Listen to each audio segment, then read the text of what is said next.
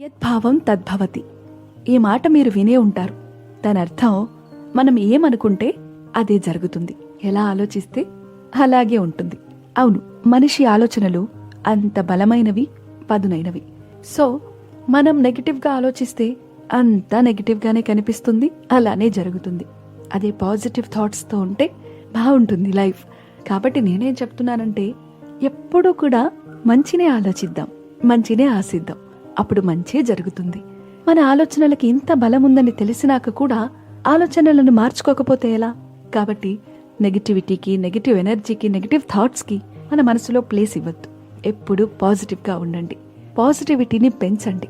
మీ చుట్టూ ఆ ఆరా కనిపించాలి.